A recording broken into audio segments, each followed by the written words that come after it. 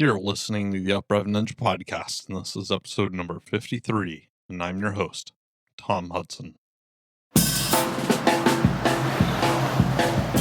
Hello, everyone. Welcome to the Uprev Ninja Podcast. If this is your first time listening, thanks for joining us. This show is produced each week with the single intent of discovering the tips, tricks, hacks, and lessons learned from our guests that has catapulted them into living the best version of themselves. Join your host, Tom Hudson, as he continues his search for the best methods to uprev his life. Now, let's dive into the show.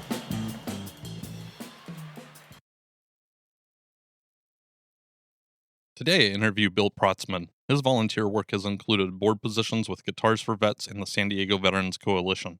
He has been instrumental in connecting hundreds of military service members and veterans with honor tickets to the largest healing music organization in his hometown, the San Diego Symphony. Organizations like Consumer Action, the Society for Financial Education and Professional Development, 211 San Diego, and the American Music Therapy Association all have been delighted with his presentations. Go online and you can read his articles at Fox News, Ear Tango, The Good Men Project, and Psychology Today. Friend to Friend Clubhouse in San Diego, you will find him teaching at-risk people how to use music for self-care. For work with music as self-care, he received an Inspiring Hope Award of Excellence from the National Council for Behavioral Health, the mental health care equivalent of an Oscar. You'll find his first book at Amazon.com, More Than Human, The Value of Cultivating the Human Spirit in Your Organization. He's here today to inspire, delight, and demonstrate the power of music as a tool for self-care. Please give a warm welcome to the man with the music, Bill Protzman. Hey, today on the Uprev Ninja Podcast, I got Bill Protzman with me. How you doing today, Bill? Hey, great, Tom. How are you? I'm doing great. You know, it's awesome to speak with another musician. I love seeing everything in the background today, and my friends will be laughing when they hear I just identified as a musician. But regardless, hey, you know what? Musicians are the sort of the unrecognized ninjas of the 21st century. That's true.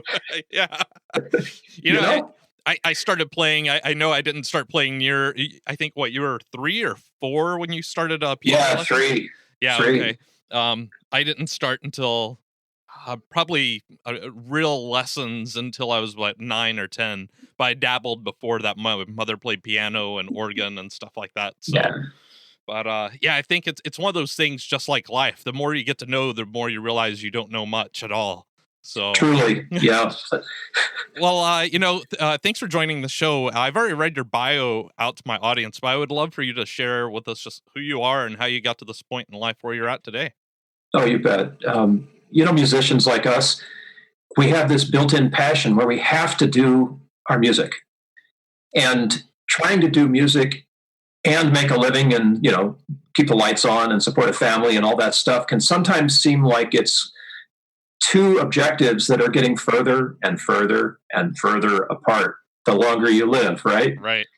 And that's typical of me. I've spent my life in information technology professionally and in music as an avocation, but a real avocation that I've invested in. So I've been doing concerts and stuff like that for a long, long time. And my objective with making music was to take it to people who wouldn't normally hear a grand piano and a guy in a tuxedo on a stage making music. That said, I don't play just classical music. You got to play a little bit of everything. So this musical mission that I've had has been going on for a long time in my life. And covering the distance between these increasingly divergent sort of careers has become a huge source of, I guess, stress for me because I'm always running further and further to get from one to the other. Right. So at some point, probably about 10 years ago, I realized I'd had enough of that. And I needed to figure out a way to bring the two together. And this came home to me, Tom, in a way that's pretty poignant because I was sitting in my house. I had rented an apartment at the time so that I could be closer to my daughter, who had just left for college. My son is a few years older. He'd left for college.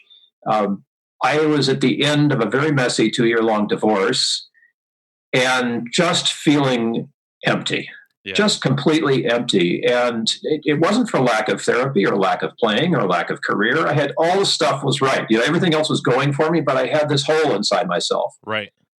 And it was such a big bad hole that it felt hopeless and like nothing was left. And what do I have to live for? And I've struggled with depression all my life. I'll be honest with you.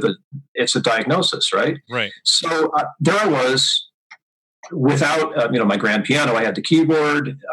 Without my kids, I had, I think, a stand-in cat that I was fostering for somebody. Okay. It was a pretty bleak. So whatever your idea of bleak is, right. Imagine that. That was me that night, the Friday before Labor Day, 2007.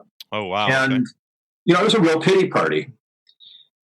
But on that night where everything felt hopeless, I was really ready to end it all. And I said, no, I'm going to take my own medicine. I'm going to sit here in a chair with the headphones on. I'm going to listen to a piece of music that does depression for me, like that takes me to that place. Right. And just be with that. So you understand, as a musician, our job is to go and find the feeling in the music, convey it to an audience in a way that lets them feel what we hope the composer intended. Right. If you're doing that well, the audience is right with you, and you can hear a pin drop, that whole thing. Absolutely. Or you can see them going crazy. If they're with you, they're getting it. So that night, my objective was simply to be the audience and let myself really feel what it feels like to be in that low place.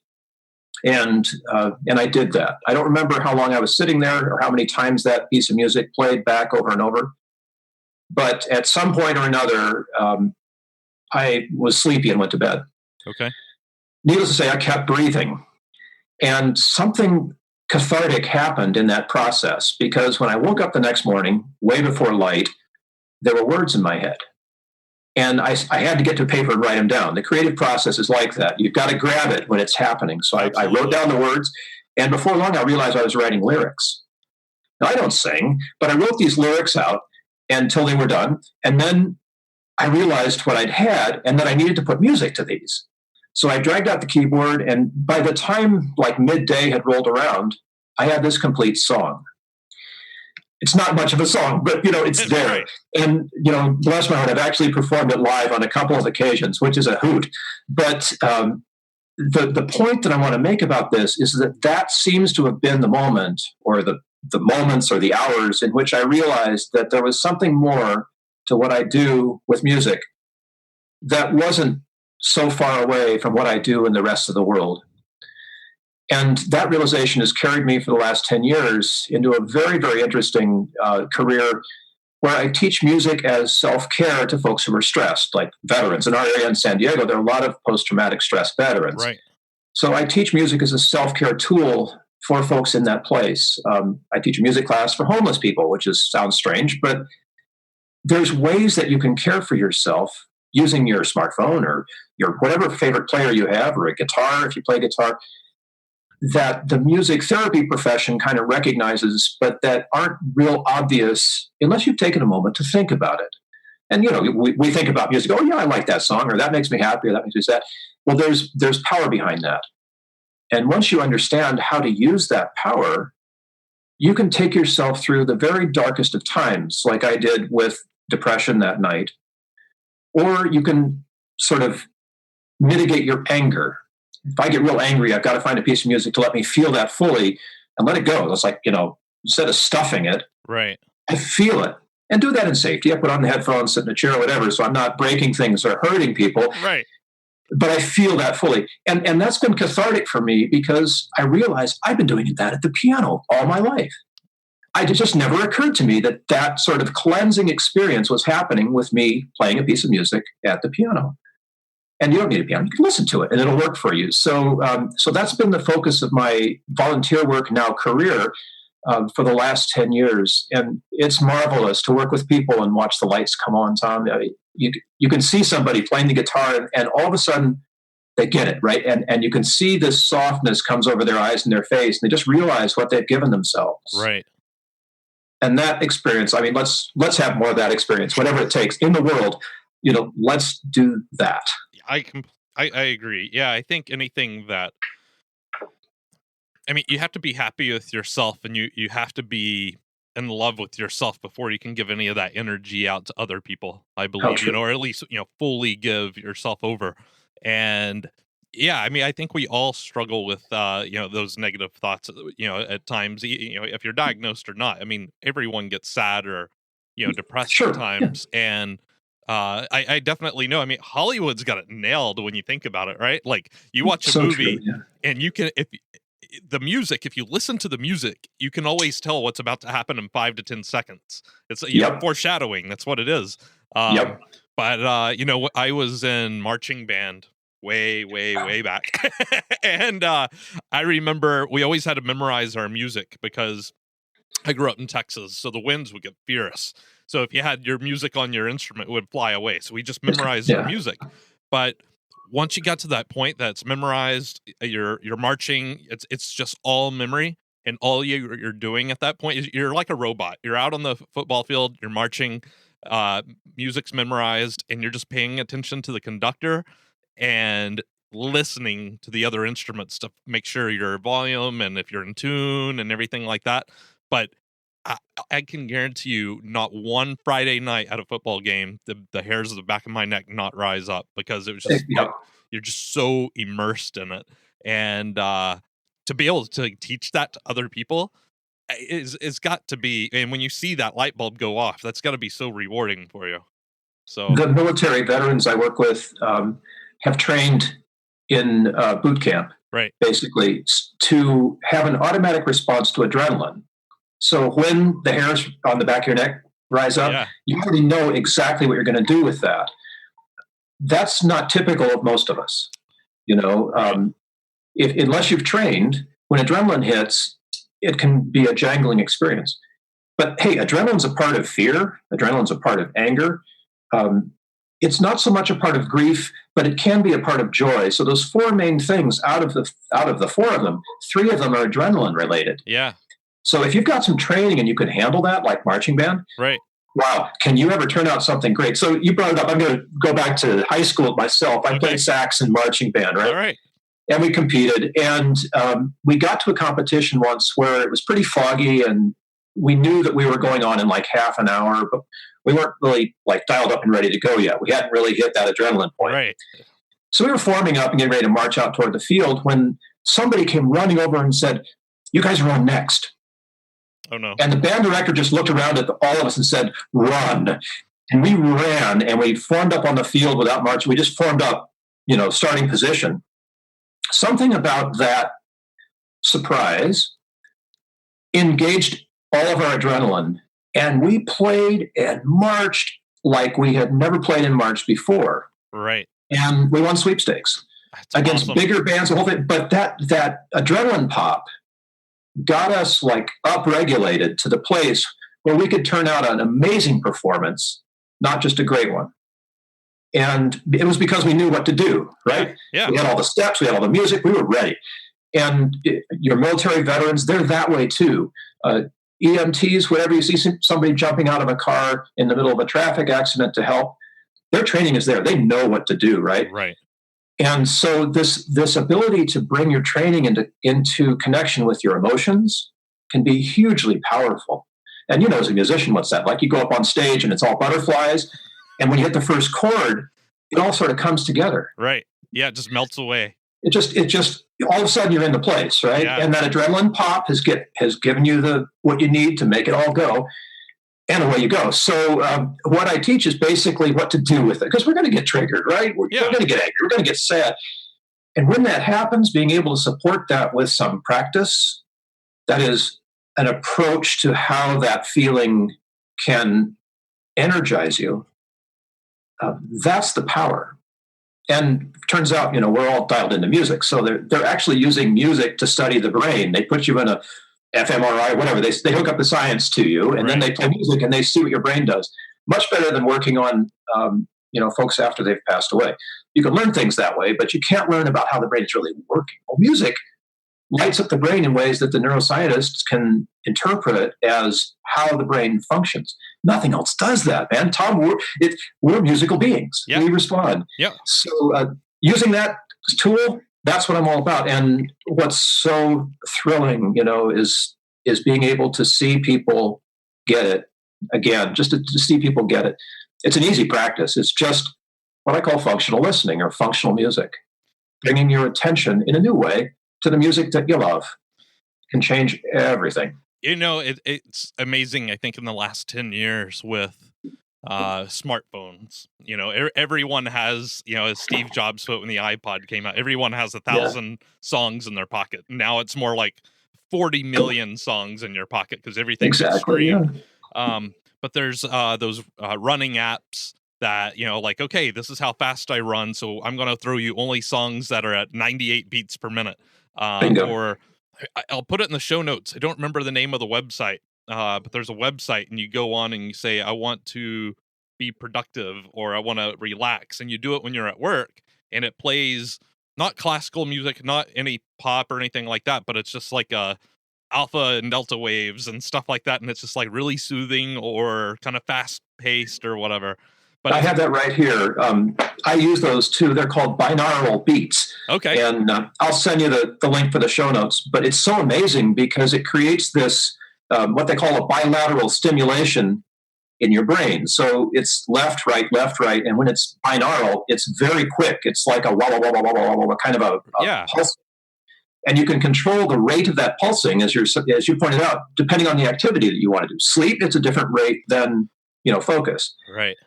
And that's fascinating stuff. But it works by connecting the left and right hemispheres of your brain very quickly to kind of bring attention to what you want to do in a new way. Well, it's not new. We've had binaural beats forever, right? Right. We've been around, crickets chirping out in the forest.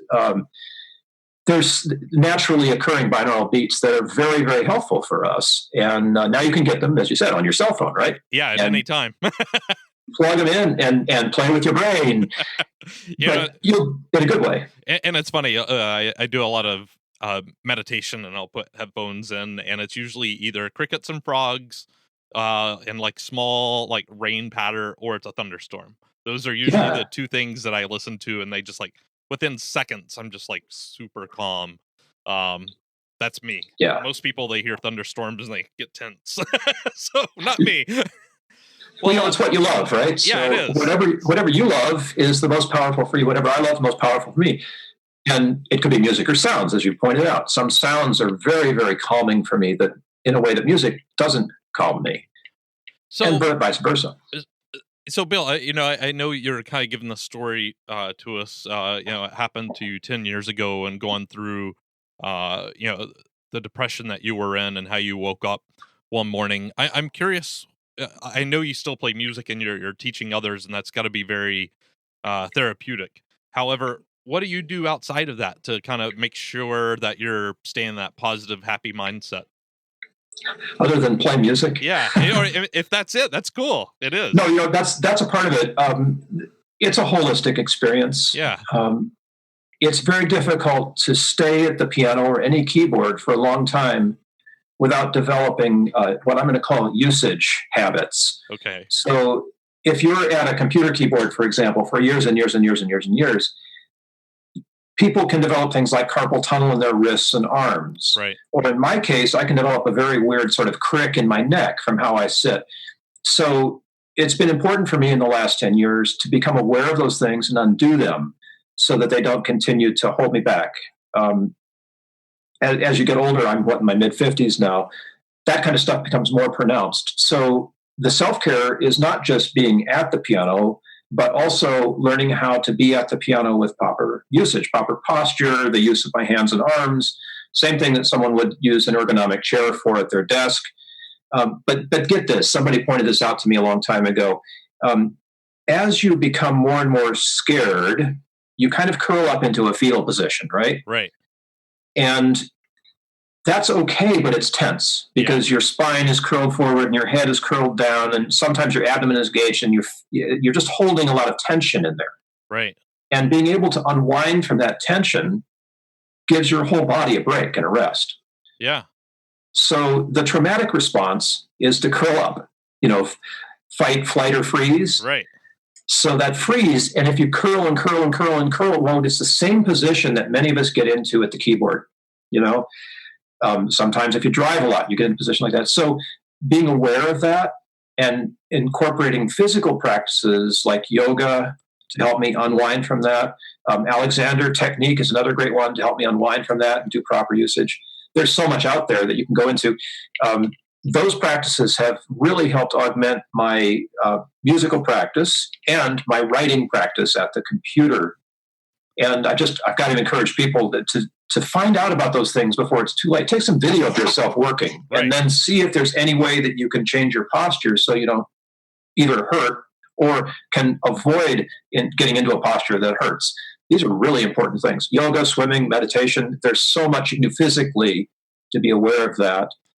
There's even a thing out there called trauma release exercise, where you can start a somatic wave in your spine that just releases all of that tension from you in a way that is very helpful. Special ops forces use that trauma release exercise when they come back over the wire after a mission for that purpose, to just let go of the stress and tension and sometimes trauma of their work. Right. And come back and downregulate to a place where they can be effective once again without carrying all that weight around. So, I don't. First off, I don't have any sponsors of my show or anything right now. But being in IT and a tech guy and loving gadgets, about 6 months ago or something, I bought my wife and I a thing called the Spire. And for a guy, you put it like in your waistband. It's a SPIRE. And for females, you can put it there or in the bra, like right in the middle on your chest. And what it does is it connects to your phone via Bluetooth, and it measures your heart rate and your breathing, specifically your breathing. And it starts to analyze what your breathing pattern is, and then it'll give you a notification on your phone when you're tense. And the notification will say, hey, you've been tense for 2 minutes. Take a step back and relax. Or, hey, you're breathing. Yeah, and it's amazing. So over time, you really hone in, every time I'm talking to this person or doing email or in meeting, whatever, you can start to all right, here's where the stress is. How can I, what are my mitigation plans to reduce that or eliminate it? So are you wearing one now? I am. Yep. And what does it say? It's actually, so it's funny, when I first started doing this, I've only been doing this podcast now for 3-4 months. It was tense for the full hour. And now the only time it gets tense is when I have technical issues right before my guest joins. Got it. Yeah. So, it's pretty interesting, and it's a cool hack that I use. I might have got it off Kickstarter. I don't remember, but it's out there. So awesome. Spire, SPIRE. Yeah. Yep. Got it. And I'll get that out there. I'll put it in show notes and I'll email it to you. Beautiful. So, well, what about so I guess tell me, this show's more about you than your customers or clients, but I think some of this kind of overlaps, Definitely. What do you do to kind of push yourself out of your comfort zone now to make sure that you're not getting in that? Here's my take, I guess, and where you were 10 years ago. I'm making probably a gross generalization and assumption here, but because I was in a similar boat to you, and oddly enough, it was about 7 or 8 years ago, but I found myself just kind of I was living what society told me to live. I had 2.3 kids, the picket fence, the dogs, the minivan. Yeah, I had all of this stuff, and then something changed, and I was and it was just what? And I don't want to get back there again. I don't want to live this life on cruise control. So I'm always trying to figure out things I can do differently to push myself out of my comfort zone and to make sure that I'm truly living. And so what about you? What do you do to kind of, stay not in the ruts? It's a great question. If you remember 10 years ago, it was happening 2007. Yeah. It was right at the moment where the real estate market was coming apart. Absolutely. Yeah. And there was a lot of stress in my life because, I was renting an apartment and owned a house. Eventually I would lose the house in that whole real estate thing. But you know what? It's all right. So I had to learn by doing. Yeah. What worked. Took me a few years. But what I discovered was something that I wish somebody had taken me by the hand in high school and made me do. And that something is volunteering. Okay. So when I moved to San Diego, I came with the intention of doing what I do for veterans. And then I also came with the intention of learning how I could do that effectively. And volunteering was a great way to get started. So I became a member of a coalition of VSO, veteran service organizations that serve veterans. And I encountered one called Guitars for Vets. I'm a piano player. I've seen guitars around a lot, but playing bands where guys use them and stuff. I didn't know how to play the guitar. But I thought, hey, Guitars for Vets sounds like a good idea. Teach a veteran to play the guitar, post-traumatic stress goes away. This is a good thing. I'm a musician. I can probably do this. At the time, I was teaching, as I mentioned, a class for homeless people, and one of the people in the class was a guitar player. And he said, you know what, I think I can help launch that. So we launched a little chapter of Guitars for Vets here in San Diego at Veterans Village. Veterans Village is basically a recovery center for homeless, addicted veterans with post-traumatic stress. So it's a residential recovery campus environment. And this homeless guy, whose name is James, I'll share his diagnosis, bipolarity, launched this chapter with me kind of facilitating from the street. Wow. And ran it for like 2.5 years. Wow. And I figured if a homeless guy can do that, and if I, being whoever I am, can help that happen, then anything's possible, right? And just that experience of volunteering, Tom, wow, that opened me up to a whole new sort of window of commerce that I didn't know existed.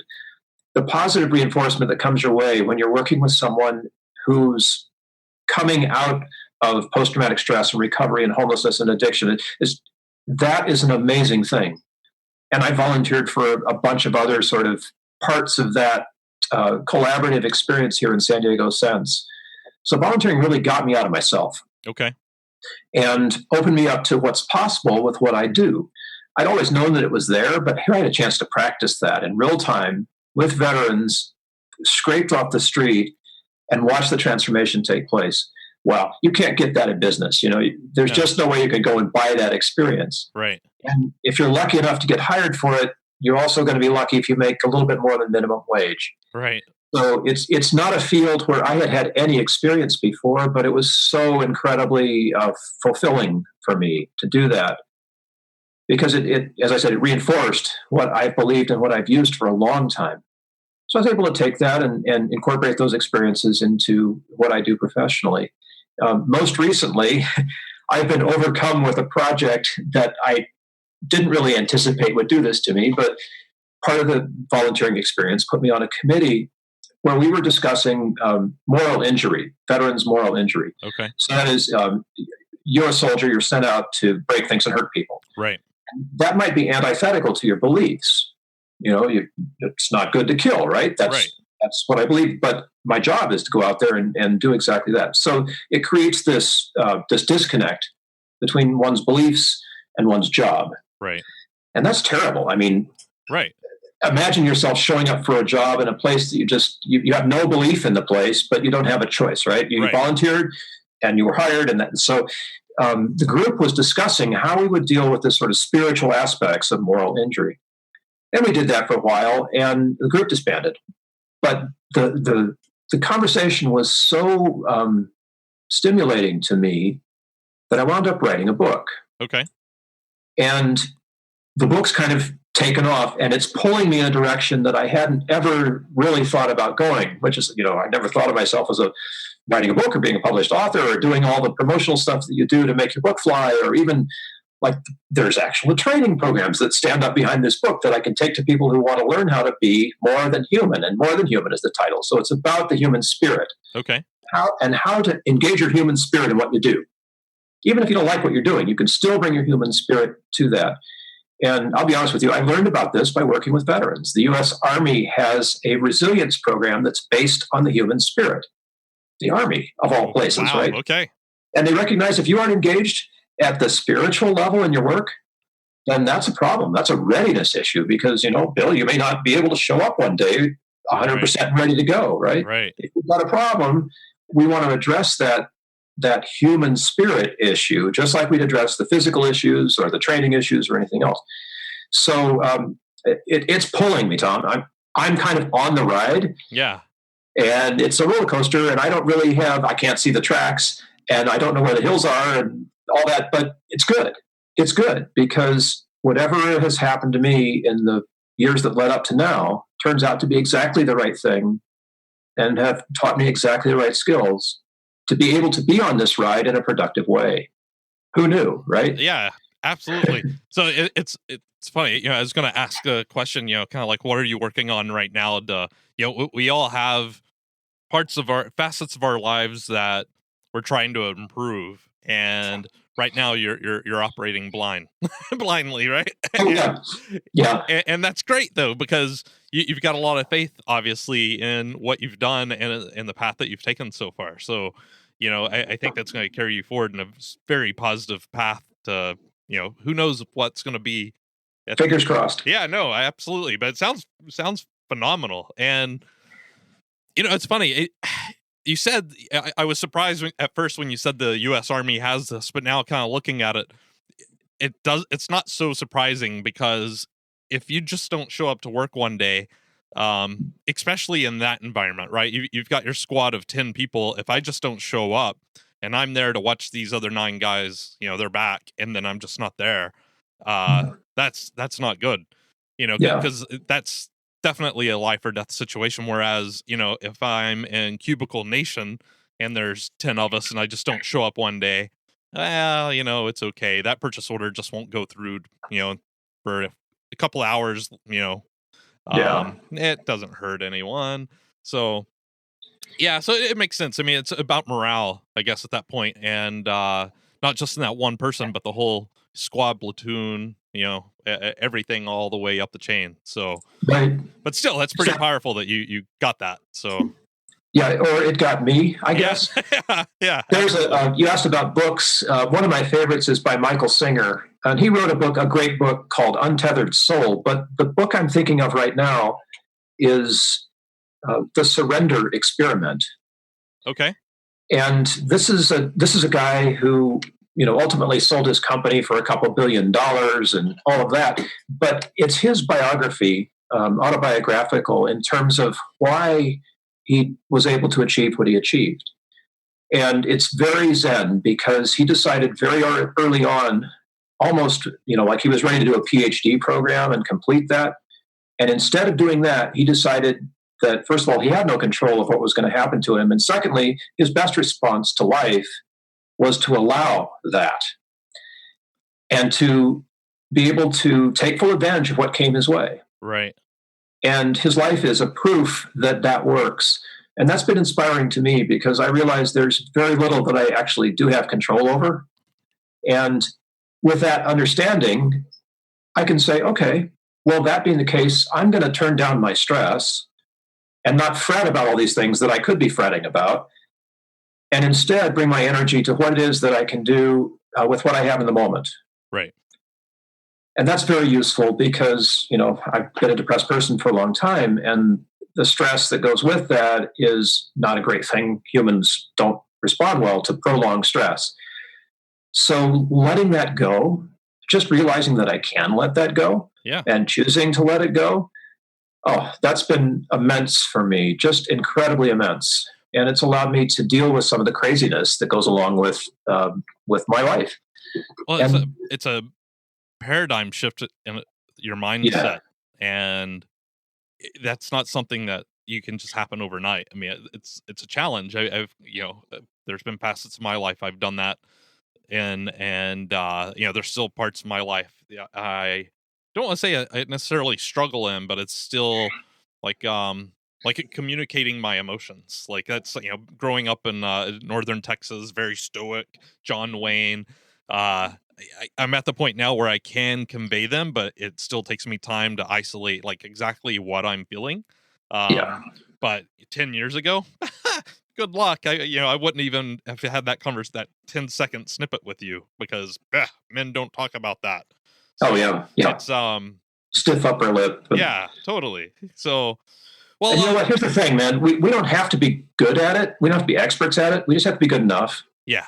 Yep. And I'm no expert, but I'm good enough to keep myself from like further pain and injury. Right. And to recognize when I might be getting into a place that's going to hurt. Right. So, and dial back. Yeah. And that's good enough. That's good enough. Yeah, I agree. And I think just having that mindset, you're always going to improve because you're not beating yourself up, and you're Yeah, happy with where you're at. So, well, I know we've kind of covered a lot here, but I'm curious, like, certainly. there's someone out in the audience listening today, they just came across the show, and they're either suffering from PTSD or just some trauma in their life, depression, something, and they're in this negative space, and they're like, okay, this is all great, I don't have access to a guitar, I have no, yeah, I could care less about music, but I do want to do something. What kind of advice would you give that person? Where Oh my gosh. In our Western society, the first kind of advice in that situation out of many people's to come right to many people's thoughts is, well, I know so-and-so that you ought to meet with or talk to, right, or so-and-so can help fix you up, or this great doctor or therapist or yoga teacher. And I don't want to duck the question on you, Tom, but no, my approach is there's so much that you can do for yourself. We talked about some of those tools that you can check out, like the binaural beats tool that we'll post in the show notes. yeah, If you happen to have any inclination for music and you want to dial up some music on your smartphone, think about the music that does it for you for joy, for example. Think about the music that does it for you for grief. I can give you examples, very simple, of two of those. Most people know what happens when you're at a football game or baseball game and the organ plays charge, right? Da, right, da, da, da, da, charge, right? So right, that's an upregulate little melody right there. The same notes slowed down are the melody for taps, which was lights out back in the day, right, usually played on a trumpet or bugle. Now you hear it at military funerals. But if you think of those, da, da, da, da, da, da, that's a completely different way of bringing music in for a different purpose. In that case, it might be grief. We hear that at military funerals a lot. And notice how quickly just those two little melodies can change how you feel. right, From charge to this wonderful feeling of solace and sadness that goes along with hearing taps. It doesn't take any scientist to tell you that that's how you ought to be feeling. You right, just feel it. You just feel it. yeah, We're wired for that. And noticing how those two things can change you, that can become a whole life's research project of what songs make you upregulate, what songs make you downregulate. And even in your own playlist, you're going to have stuff like that you can relate to. yeah. And bringing that simple kind of attention to it, that's a great start for getting engaged with what music can do for you. And if anybody's out there and wants to try that, I encourage you, go for it. Yes, there's lots of help. You can find taps and you can find a charge on Spotify or iTunes or whatever your favorite player is. I'd love to be the guy that helps, but there's too many people out there for me to help everyone except by talking to you about what's possible. Understood. Right? Yeah. So if there's a life hack, that would be it. Engage with your music in a functional way, in a way that you can use. So I by the way, I am in agreement with you. I think there's so much that we can do from a self-care perspective that we don't even know. And I think a lot of people do, maybe especially in the Western world in regards to, or a consumerist nation. So we're always like, I've got this problem, I want to dump money on it.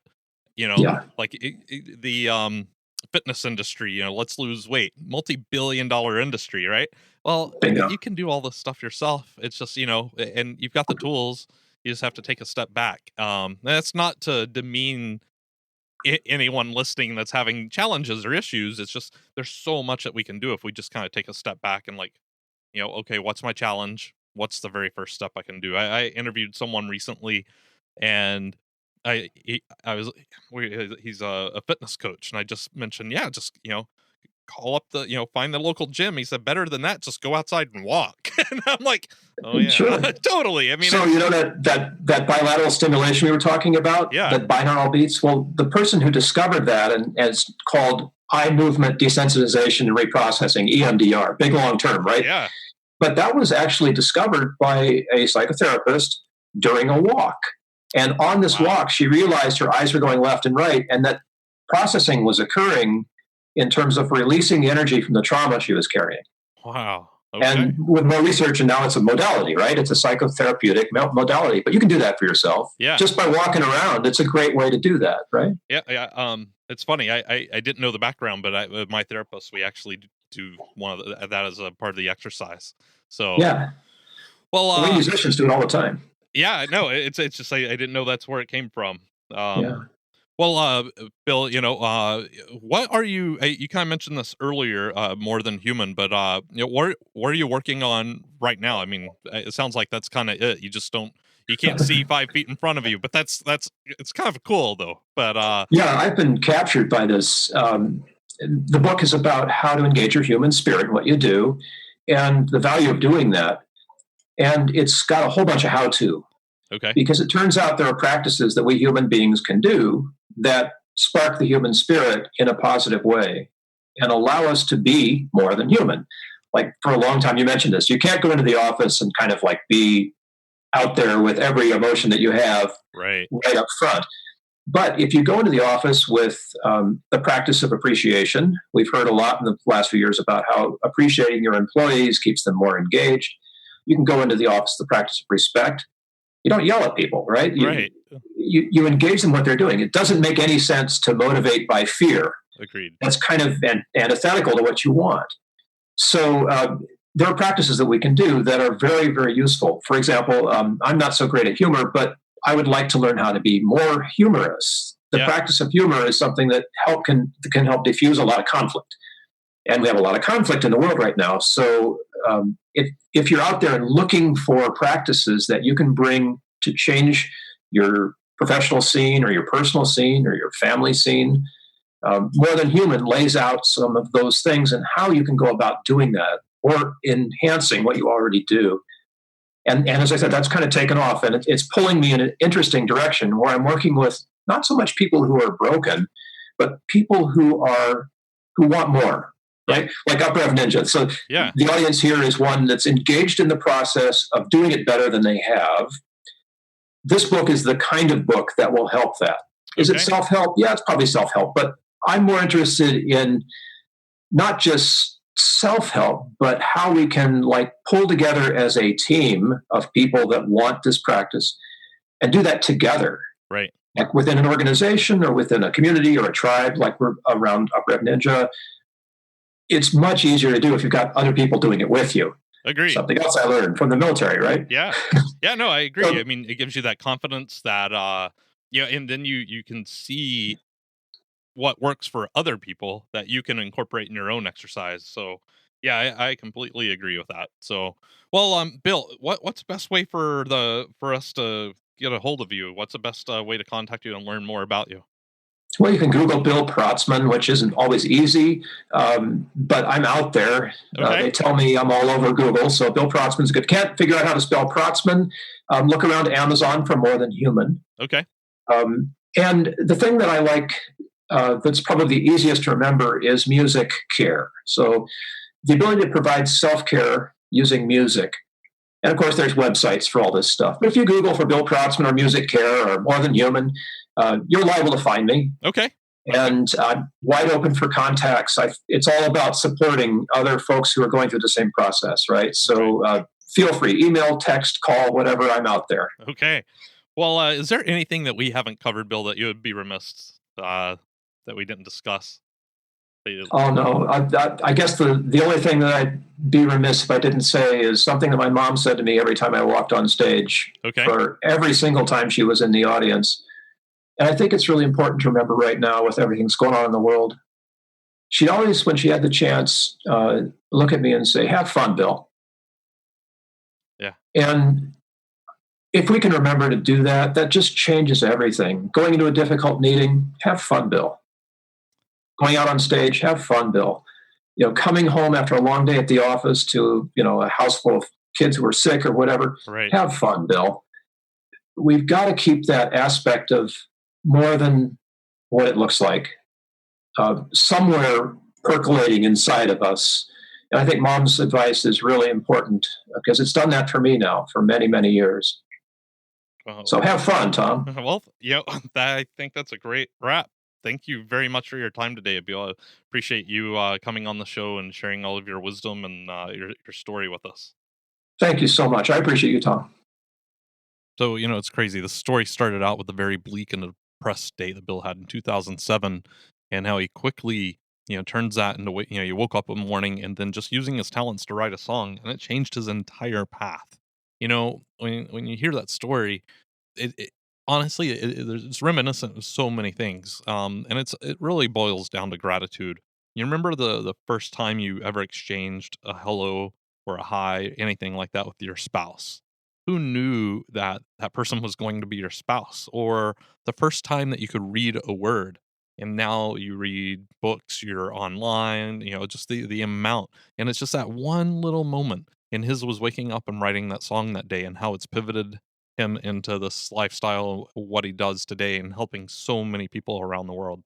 So for me, this was about gratitude and really looking at all the different aspects of your life and expressing gratitude for everything that you have.